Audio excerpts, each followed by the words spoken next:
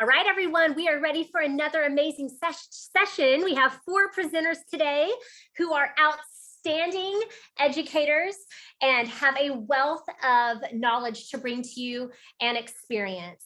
So Camille Lachar is the first presenter, and she is an adjunct faculty member in the Early Childhood Education Department at UAGC, as well as Central Arizona College and the City University of New York. She is a native New Yorker and is now living in Arizona with her husband and Maltese Terrier rescue. So excited to have you here. Dr. Teresa McKay is our second presenter. She's been in the field of early childhood education for 40 years.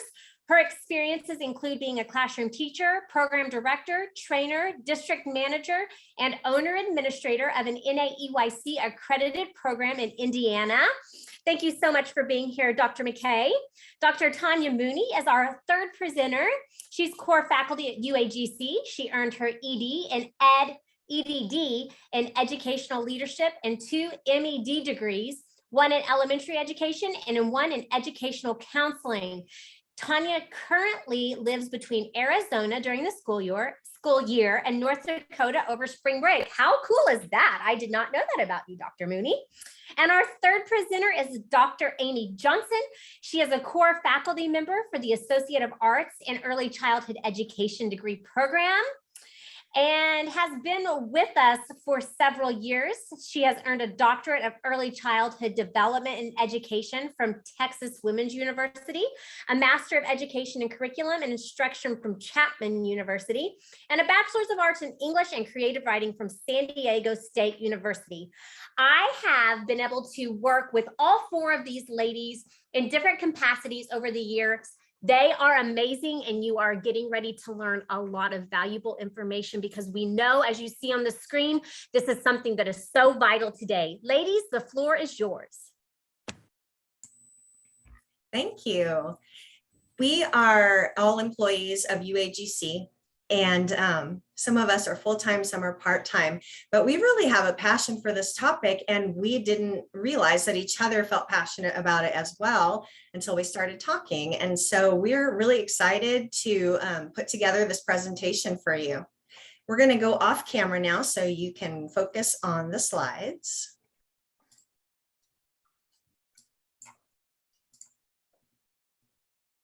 This session discusses the unique challenges skipped generation households face.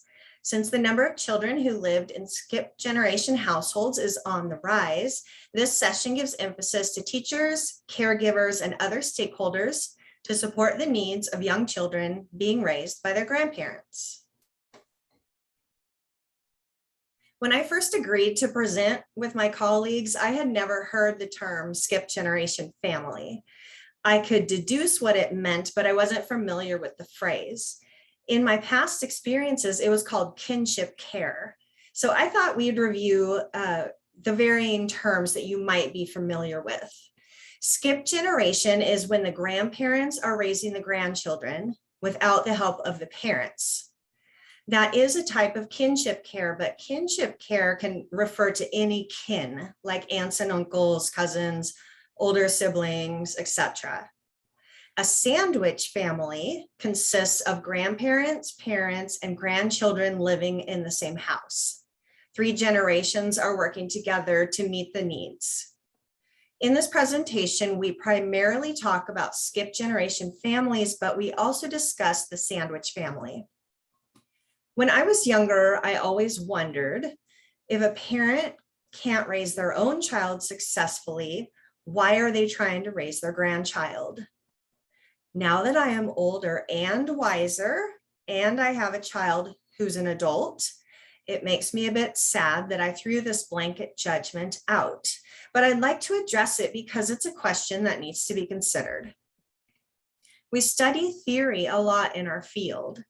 Theory might lead us to believe that if you do X, the outcome will be Y. As teachers, we're taught the theory and we're left wondering, but I applied the theories, what happened? So right now, let's just transfer from a knowledge of the theories to actual connections. We study Bowlby's theory of attachment. He says when caregivers are available when their children need them, and are responsive to their children's cries and other attachment gestures, the children develop well. Ainsworth created the strange situation to make that theory testable. According to the strange situation, a mother-child reunion can predict if the attachment is secure, resistant, or avoidant. However, Jerome Kagan has argued that Ainsworth ignores the role of innate temperament. For instance, infants who are just fearless might ignore the mother in the strange situation, not because there's an avoidant attachment, but because they're fearless. Skinner believes that a child's behavior can be controlled by external rewards and punishments. However, Skinner and other developmentalists are divided on the source of the behavioral change. Developmentalists will say that in many instances, a child's thoughts, feelings, and actions develop spontaneously from within. So behavior is not just patterned by the environment. Bandura's theory emphasizes the importance of observing, modeling, and imitating behaviors. And while developmentalists recognize that environments do influence behavior, they also say that growth can emerge from within the child, from the child's inner promptings or spontaneous interests. Bandura has generally minimized the importance of the inner growth. Additionally, a child may or may not replicate behaviors just because he's interested, not just for a reward. Vygotsky's work focuses on external factors, such as the assistance of a teacher or the influence of culture, but he didn't examine the ways in which the child's inner spontaneous development might affect his actions. We all know that a child's nature is important. However, in the study of identical twins, there were differences in the twins' performance when they were separated in the schools. The twin with the more effective teacher reached a higher goal than the twin with the less effective teacher. So while nature would say that they could both reach the same goal, they're identical twins. A more effective teacher inspires one to actually reach their full potential. Lastly, bioecological theory holds many assumptions regarding the self, relationships, and environment. The welfare of an individual will be dependent on the welfare of the environment. There's a relationship between the environment and the self. Each part of the environment works to influence other parts. But children have different environments. Even siblings are not kept in the same exact environment 24/7. They have their own teachers, friends, and activities, and these create different environments for each child to navigate through. So what's the bottom line? In this presentation, you'll hear from 4 early childhood professionals, and each one of us will tell you that when our children became adults, they made choices we did not want them to make. Honestly, when I became an adult, I did the same thing, and you did too. Many of our choices, whether good or bad, simple or far-reaching, are not related to how our parents raised us.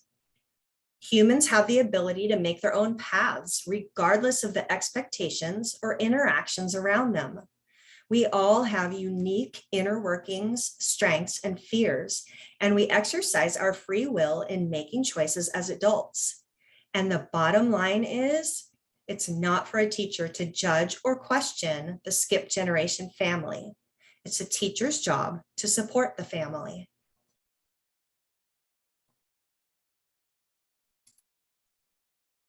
Hi, everyone. Thank you, Amy. My name is Camille Lachar, and we appreciate all of you joining us and hearing about a topic that might or might not be new to you. My true confession, I, like Amy, knew skip generation as kinship care, and sandwich generation I just kind of figured out and knew it existed because I am a product of a sandwich generation. I didn't realize what a complex topic we were actually presenting on. So it was definitely a learning experience for me. So like I mentioned, I'm going to speak from the sandwich generation lens. And you could probably tell by this really old photo on the slide that I am representing Generation 3, what I like to call the top bread of the sandwich. And so here is my story. I'm going to start off with Generation 1, my grandparents, who are Italian immigrants. My grandfather is the short guy in the back with the curly white hair.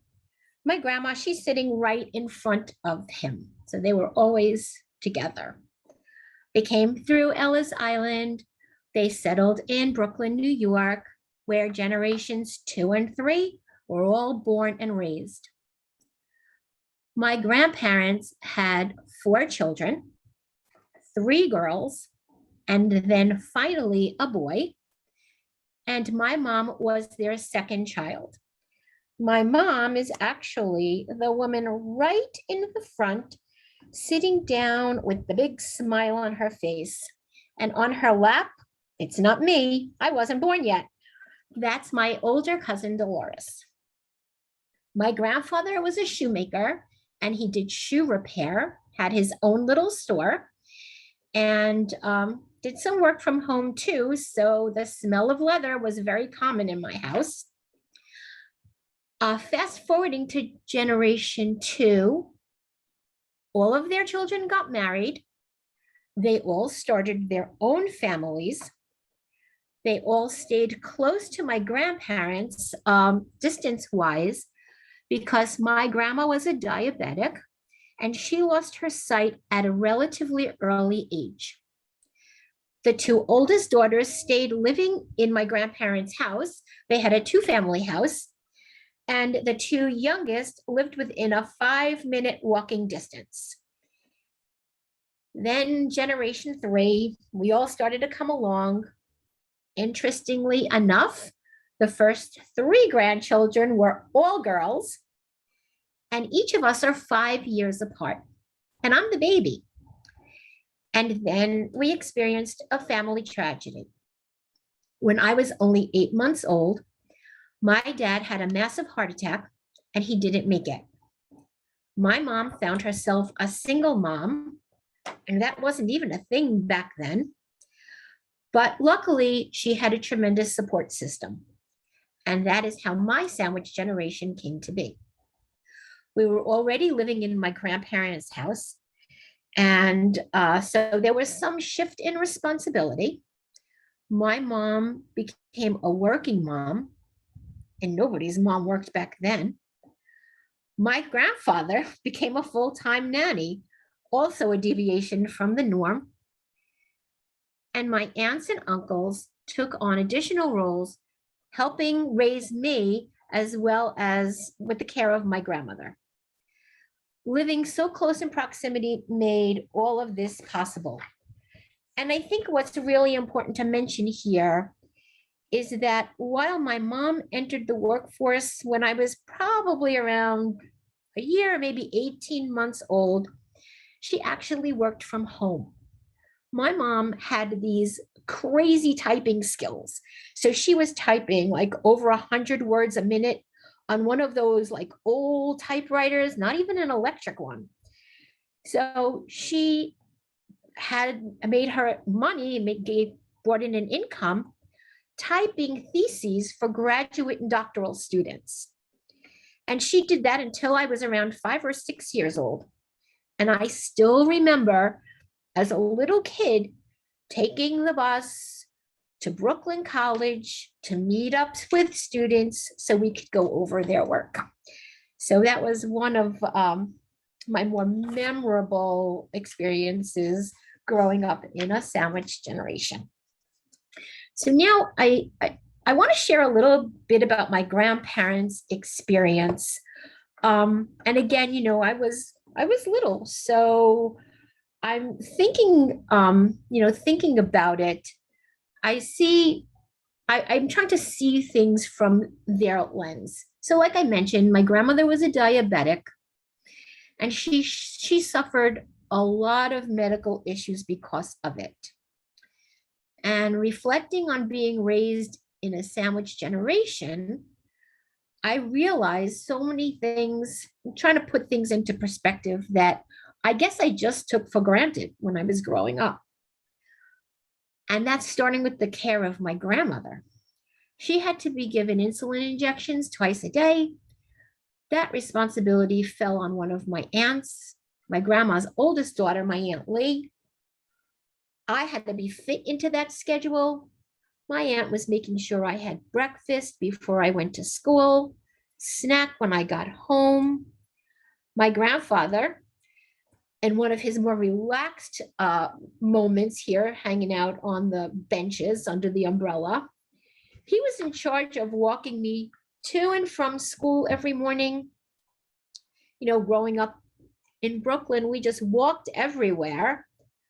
The responsibility of caring for me forced him into an early retirement.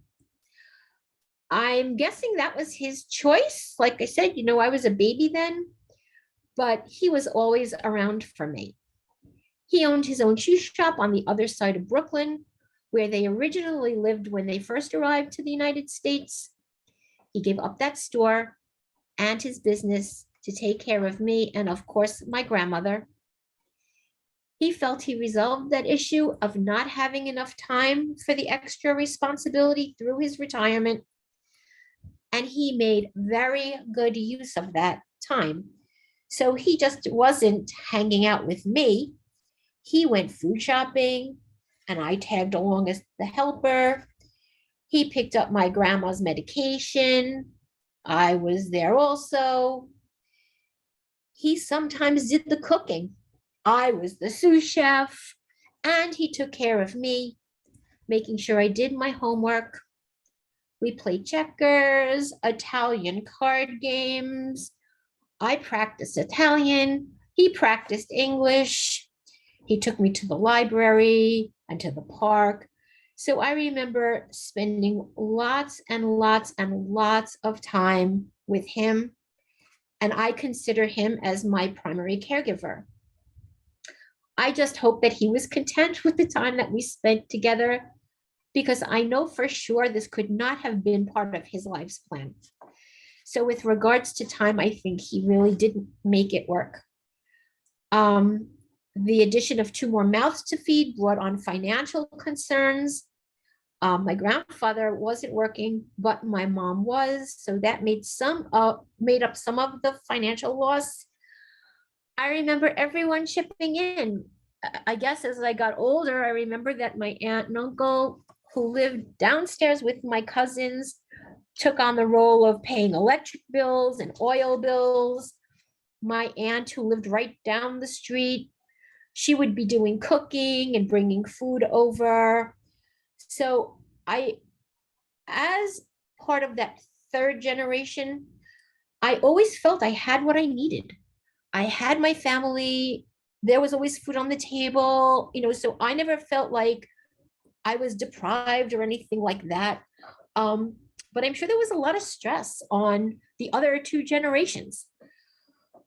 The customs, I think the customs and values played a big role in how I grew up and in any sandwich generation, because you're all together.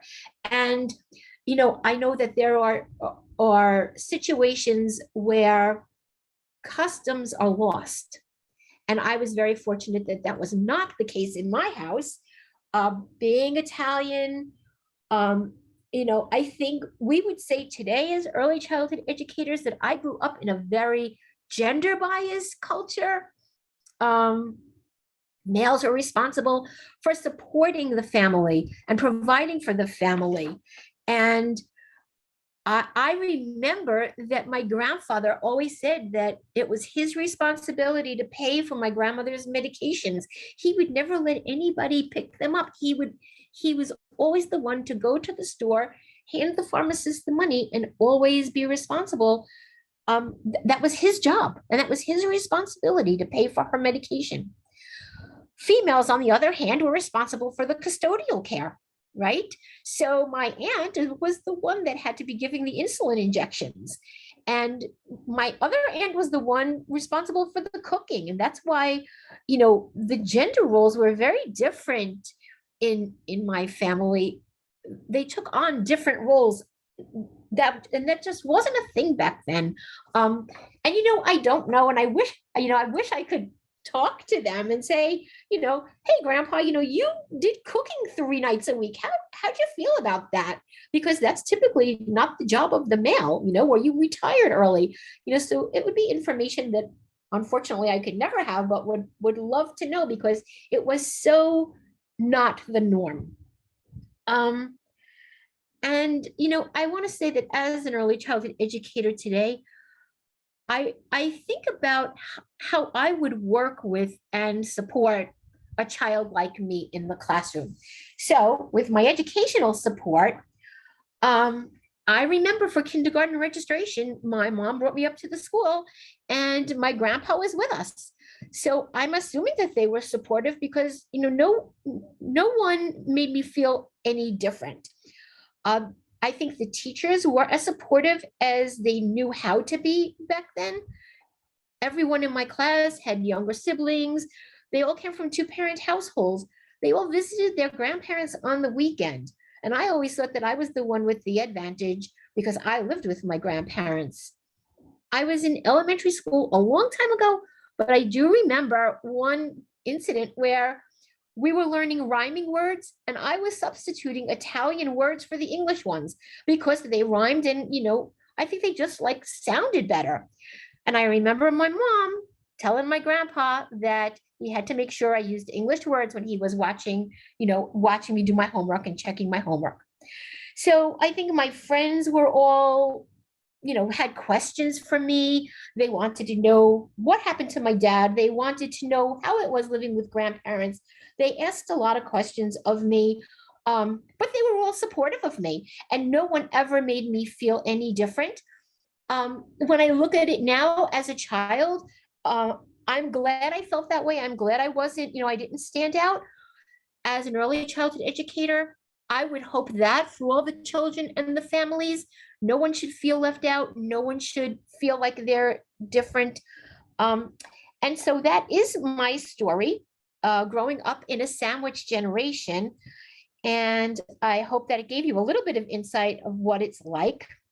And now I'm going to turn it over to Dr. McKay, who is going to speak from the grandparents' experience. Thank you. Thank you, Camille. And this is actually Dr. Tanya Mooney sharing my experience, which was a little bit different than Camille's. And I think that's the number one thing we need to take away today, is that we can't put any of these families in a box. We all have different situations that got us into the place that we are. So let me share you just briefly about what happened with us. So we had a daughter who had beautiful 3 young little girls, and our daughter was an amazing young girl herself. She got pregnant at the age of 16, and shortly after that, she had 3 children. Little did we realize she was medicating her mental health with pregnancies. She was bipolar. We were unaware of that. We raised her in a time where mental health was not talked about too much. And so she ended up leaving the picture and left her husband with 3 little children. Well, one day we get a phone call from North Dakota from CPS saying, your grandchildren are either going to be placed in foster care or you can come and pick them up. Well, I don't know about you, but I felt I had no other choice, but we needed to get there and we needed to pick them up. And I just wanted to share this picture with you. This is a picture of our family that very first weekend that we had the children. And it might look like a normal page, but just know these skip generation families, there's a lot going on under the surface. Me, I might look like I'm smiling, but it was this crazed, fake it until you make it, put a smile on your face and get the girls in a stable, in a stable environment. The oldest one, who was on my neck, has never left my neck. She always had that bond with me because when her mom had the baby, they lived with us and I helped raise her as an infant those first few months. The one in the bottom right corner, she got kicked out of 3 different preschools. And I'm pretty sure she was plotting how to stay out of preschools, the ones that I was about to place her in. And the littlest one was nonverbal. You can see her face right there. She wore that look. She cried constantly. She wanted to know, where's my mom? Where's my dad? I've lived with them and I just miss them and I'm scared and I don't know what's going on. And I'm pretty sure you can tell what thoughts are going through my husband's face. So as an educator, as an advocate, I started digging and thinking we must be the only grandparents that feel this when they go through skip generation families, when trauma hits. But as I started reading, I found that we fit the mold almost exactly, other than we do have little nuances. You know, every family is a little bit differently. So usually skip generation families experience more stress than the traditional family makeup because the family planning, it was unplanned. Usually families have 9 months to plan for a baby. We had 4 days to plan for 3 little ones. So to get them in our house, it was very unplanned. It's usually precipitated by a traumatic event. First, our daughter leaving and we didn't know where she was, followed by a father that just said, hey, I give up. I can't do this anymore. They were neglected. So when we got them, we worked with social services to get them where they needed to be in some of the areas that they were neglected in. We experienced the loss of social interactions. We were empty nesters, and I don't know how many empty nesters are out there, but we loved it. The freedom, the spontaneity. Well, we now had 3 little ones. They were ages 2, 4, and 6. And our friends that always asked us to go out realized we had children now, and they just stopped asking. They still cared for us, but they didn't realize that our social network just went poof overnight. Many families feel the stress also from financial needs. We luckily are still working full-time, but many families have set, if they're retired, set retirement, or if they're working off, living off of Social Security. So those all work to make up more stressors in the family than you could ever imagine. Furthermore, there were some things that happened that seemed to line up with the research that I was finding as well. First off, Chevalier et al. Noted that these skip generation households struggle to create a stable home life. Their children, which ultimately put children at greater emotional risk. So if you're a caregiver, if you're an educator, if you're a teacher, you're an administrator, consider what this looks like in the classroom. And we all know about that. Well, most of us know about that trauma-informed care. If you haven't, you're going to learn a little bit about that later. But really, here's why that stable home life is so difficult. Every day, there were reminders. I would look at my daughters or my granddaughters and I would see my daughter, which would trigger me all over the place. The little girls would walk down the hallways and see pictures of their mom and dad, and it would trigger them all over the place. For some individuals, there's that financial instability. We were financially stable, but even in a financially stable house, we had to add daycare cost. We had to figure out how to find insurance or a way to add them to our insurance, since we didn't qualify for any assistance. And since they weren't in the foster system, we weren't able to get any medical costs. Fortunately, we were able to get guardianship as the first step before adoption to get those added to insurance. One of our struggles too that put us all at greater risk was the denial of the situation. That denial of, is this here to stay? Am I bound to raise children until I'm into my 60s and 70s? Is this truly going to happen? Surely the parents are going to show back up and say, I want my children, I want them back. So denial really hurt us. We had to learn to accept and move that into our situation. Also, we also noticed there was phases. The first 3 years were the most difficult. So if you have a family at your school, at your preschool, or that you are working with, time is also a key player here. The first year was nothing but raw emotions and just struggling to get sleep patterns and sleep schedules down. Year 2 was some doctor appointments. Now we can think about doing some homework or maybe working with some school projects where they got assigned to school projects, and then really starting to weed out what is trauma, what is emotions, and what are some potential learning disabilities that they might be looking at. We very much learned that our behavior impacted their behavior. So we really had to get a grip on our emotions. Another thing that we realized, and I can't quite figure out what happened, and I think that's what happens when crisis hits, right? Sometimes we don't know how to respond. Here I am. I was a principal. I've operated a preschool. I've built a preschool in a school. I'm trained. I train teachers on how to do this. But I found myself in a place in life where I, as an advocate, was struggling to communicate the girls' needs to their teachers, to their care providers. And as a matter of fact, when I would try to, the teachers and the care providers would say to me, "Oh, what a wonderful situation you're in. You're a teacher and you're a grandma. You should be the first one I call for field events because you know how to do this." And they started dumping all these things on me as if it was this joyous thing, and it wasn't. And I struggled to communicate and set those boundaries. So I want you to know, as a teacher, as a caregiver, as an administrator, know who your skip generation families are. Know that they have had trauma. They have had some sort of major fail. The opioid epidemic has put many families struggling with drug addiction. Some families, it might be an individual that has been put in prison, but like Camille, it might be a tragic death of a parent or both parents, or it could be mental health. There's other things that also that can play too, but those are some of the big hitters. So here's my message to the unique needs of our children, because I could get wrapped up into all the bitterness that I had to struggle, but it's really not about me. I know what I'm doing. These children don't. They're confused and they're scared. So I wonder, how in the world can we help these families? How can we support them with social groups that they all of a sudden lost their social network with? How can we give them coping skills? And how can we advocate them? How can we do that?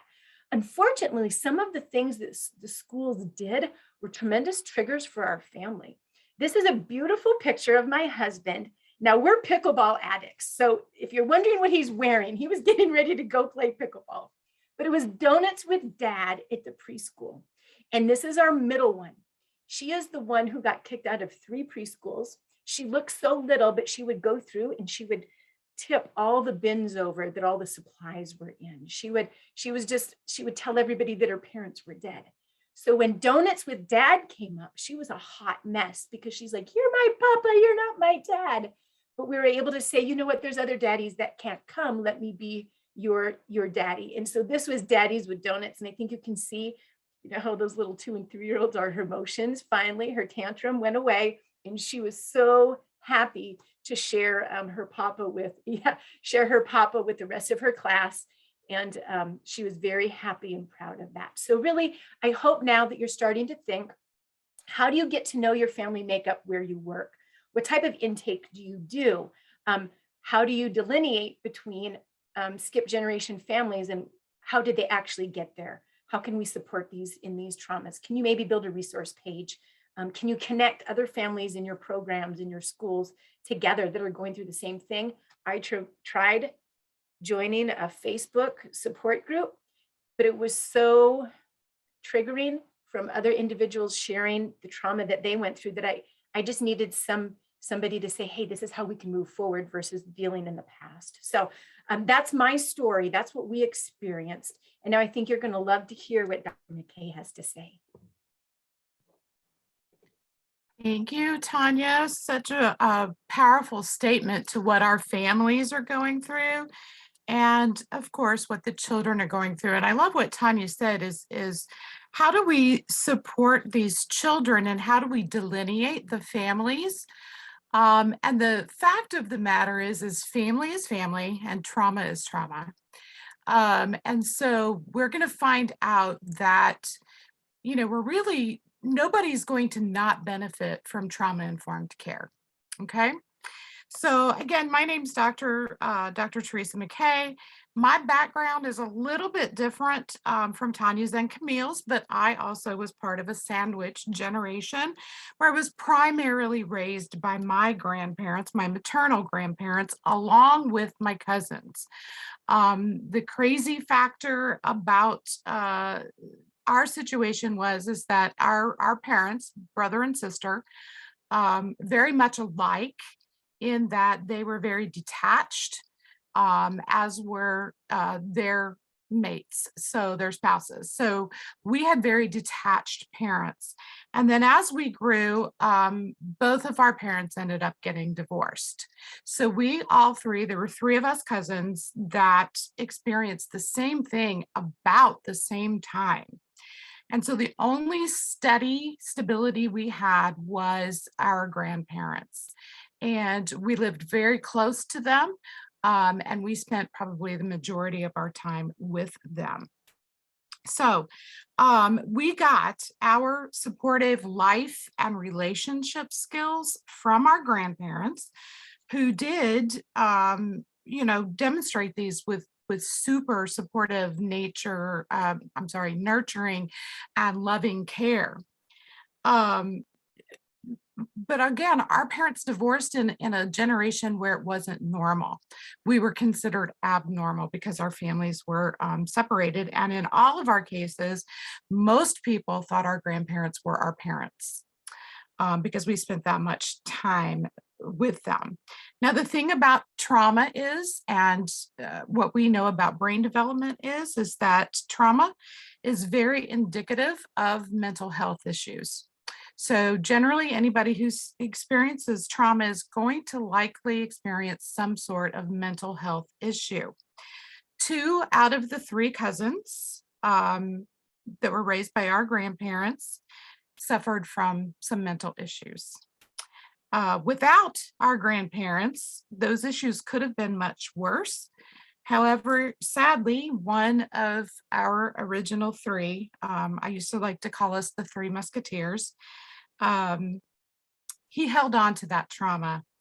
After we lost our grandmother, he lost his wife about 2 years later, and then he just recently lost his mom. And those mental issues and the trauma that he's relived through some of our growing up years, sadly, he lost his battle with mental health. So I don't share that to say it's our job or to put pressure on you to fix people, because we're not going to fix anything.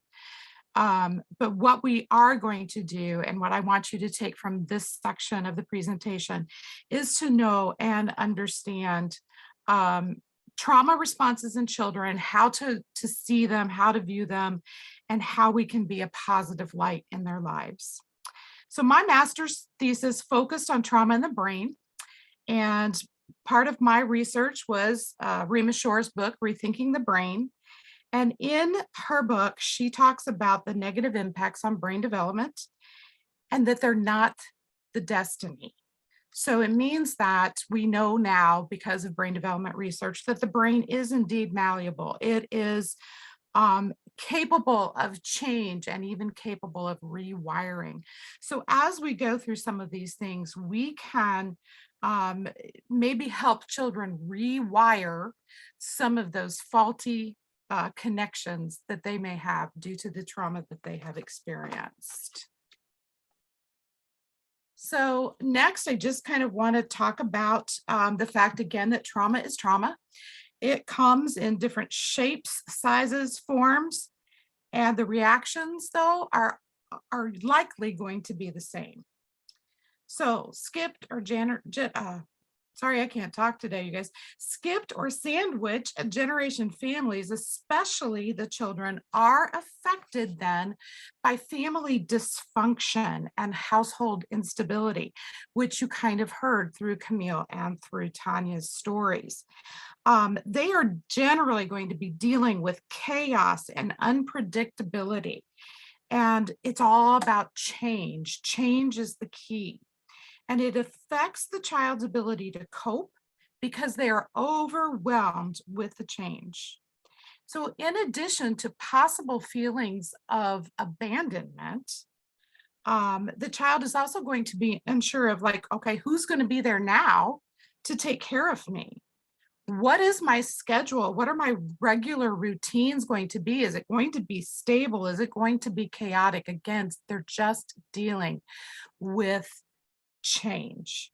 So this instability really diminishes their ability to work through resilience skills. and their capacity for response when future trauma happens to them, because we always go through some trauma. You don't just have a one and done and go on. They're going to experience more trauma. And so this really sets them back in the ability to be able to deal with those future traumas that are going to be thrown their way. So children in these families are experiencing loss that is equivalent to death. And in some cases, the reason why they've been displaced is maybe because of a death. So of course, this brings out many emotions, anger, confusion, and beginning with preschoolers ages 3 to 5, they might think they actually have the ability to change their reality through their thoughts or actions. So for example, they might think that something that they said or did caused the situation. And conversely, they might think that if they say or do something different, things will go back to quote unquote normal. So children who experience trauma are going to demonstrate several things. They're going to be maybe withdrawn and avoid reminders of the triggers of the loss, like Tanya was talking about. They are going to experience distress when they are reminded of the people involved, even if the things that they are remembering are the happy times. And I think that that is so important, that even happy memories are going to be distorted. And that in and of itself is a type of trauma. If I can't look back on my happy memories without experiencing trauma, there's going to be an issue there. They may complain about headaches, stomach aches. They're going to be over vigilant about their safety and the safety of others because of that instability factor. And of course, they're going to have guilt and they're going to blame themselves for the absence of the person and persons and have nightmares. So you can kind of see this is literally what the grief process is. So they're going to go through that. So some of the body signals that you can look for in children is to look at their eyes. When they are going through stress responses, their pupils may be dilated. Their ears, they're going to experience like what we kind of call selective hearing, but they kind of tune things out, okay? They're going to have fast breathing. The liver during a stress response actually converts glycogen to glucose, which elevates the blood sugar level. So we know what happens when blood sugar levels are elevated, right? Their hands and body parts are going to tremble. Tremble is a very distinct response to stress. The brain then sends messages to the adrenal glands, which overproduce hormones. Well, we know what hormones do, right? It's bad enough when hormones are normal. So when they get exacerbated, it's going to cause that stress and that overstimulation of those. The heartbeat is going to increase. Digestion becomes slower because of stress. And then finally, the bladder actually relaxes during stress situations, which obviously can in turn cause accidents and or a lack of control of those issues. So one source that I would like to share with you is NACI has a book called Trauma and Young Children, Teaching Strategies to Support and Empower. It's by Erdman, Kolker, and Winter. And so I highly recommend you get that book because it really details all of this. I only have, a short time to share this with you, but to really get involved in this, I highly recommend that book. So what are we doing to help these children and their families? Because as you've heard from Camille and from Tanya, it affects everybody. It's not just the children. So we want to understand that all children, like I said, will benefit from any trauma-informed care approaches that you put into place. Nobody's going to be hurt by that, right? We want to make sure that we are using a strengths-based approach to teaching and learning and include a play-based curriculum. We need to recognize, appreciate, and address the differing influences on the children's experience with that trauma. And of course, what's going on at home. So like Camille and Tanya both shared, that home life is going to be even more important, I think, when you heard Tanya say that, it was chaotic at home. And when the best educator in us, when that trauma happens to us, it makes us look at things differently. And so we do kind of forget how to respond. We forget all of our teacher knowledge, right? We want to make sure that we are embracing resilience as a goal for every child in the classroom. We want them to be able to learn how to overcome their own adversities. And that can only be done if we are supporting their social emotional development and focusing on emotional intelligence. So we know from the pandemic and research now that social emotional is a huge part of this. We want to make sure that we are helping them in developmentally appropriate ways to regulate their own emotions. And I'm going to share some strategies with you here in just a few moments. Always using positive guidance for behavior, being a role model, guiding children to turn negative thinking around, including lots of art, music, and dance. We've heard it, art therapy, music therapy, and even dance therapy is huge. So why not incorporate that into our curriculum to give children that outlet? Look beyond the trauma, because trauma does not define the child or the family. So we know that trauma is there, but we need to look beyond that and say, okay, behind all of this trauma, there's a beautiful child and a wonderful family who needs our help and our support. And we don't always have all the answers. In your environments, soft things like beanbag chairs, pillows, rocking chairs, blankets, covers, throws, sleeping bags, fish tanks. Fish tanks are amazing for calming effects. I have one in my office right next to my desk, and I have one in my bedroom that I watch before I go to sleep at night. It's very, very calming. Okay, so relationships, making sure that you're nurturing relationships. Again, the power of play for healing. Play facilitates brain organization and healthy development. It disarms fears. It allows for imitation of important and purposeful behavior. It allows children to regain their voice, and it reduces shame and helps regain self-confidence. For families, communication is the key. We need to support them through the transition. We need to promote family well-being. We need to facilitate the family and the child's relationship with each other. Sometimes we may be the bridge for that. Connect families to other families. Can you go back one slide, Tanya? And so some of the strategies that I said I was going to share with you include self-havening. Self-havening is just a calming strategy that you can do very quickly yourselves. And I know we're short on time, but I'm going to try to do this quickly, and I'm going to come on screen and kind of share. But if you'll do this with me, self-havening starts with you just simply rub your palms together back and forth slowly. And this stimulates things in the brain. And then you can rub your face and do the same thing. And this provides a calming message to the brain. And then you end with this brushing down from the shoulders all the way to the ends of your fingertips. And you just keep repeating that. And when children do this, it gives them those tools that they need to self-regulate. Next one, Tanya, is the tapping. And this again is just a touching thing, but you start here and you just use your fingertips, and you can do this as often as you want. Like you can do 10 and then switch sides and do 10. And then you do here and you keep moving down until you get calm. And this is just things that children can do to self-regulate. Go on to the next one. So calming down strategies, giving children visual cues to do that is going to be super important. Go ahead and go to the next one. Providing books and stories on hand that will support what the child's going through. There are lots of books out there on grandparents as families. So it's important that they see themselves in the classroom. And so by reading and sharing these books, they will.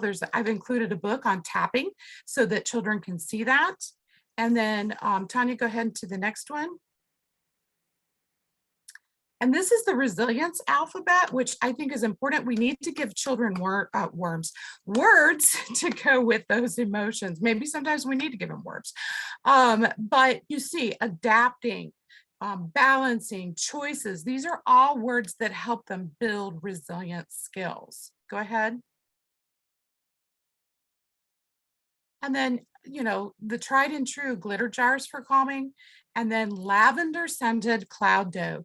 This is great because lavender, again, is a relaxation smell, aroma.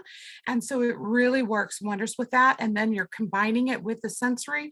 I mean, I've seen adults use this stuff for like hours on end because it's that soothing. And so I think that's the last one that I had. But Tanya, if you could put the links in the chat for those 2 videos. I've provided a video on tapping and self-havening that you can use. And I wish I had an hour to talk about all of the things that we can do for trauma-informed care. Unfortunately, we don't. There is, I get, like Sarah Owens, who presented right before us, I get a lot of my stuff from Pinterest. So you can find those. That's exactly where I pulled it from. I would like to just say thank you. If you have any questions, put them in the chat box. We have about 2 minutes left. So Dr. Shipley, if there's anything else you would like to interject or any questions, we have just about 2 minutes. Thank you all. Perfect. I'm going to stop the recording, but that does not keep you from checking the chat box. Everyone come in and ask any questions you want to these professionals. And I was going to say, if anybody wanted to email me for a list of some of those strategies that I was going through, I can certainly email that out.